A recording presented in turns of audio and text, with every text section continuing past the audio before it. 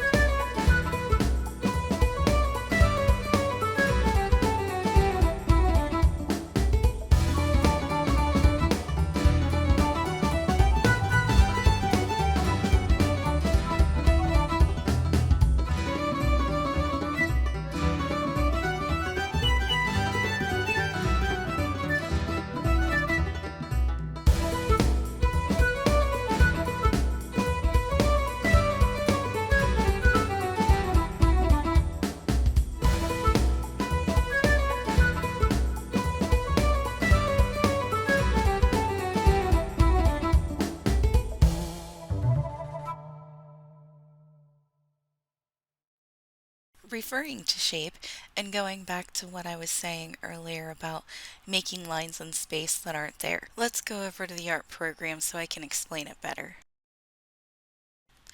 We're going to start by breaking it down into shapes to make it a lot simpler. We've already got this head sculpt done, and the reason why I didn't show you this before is because I had that mold to go from.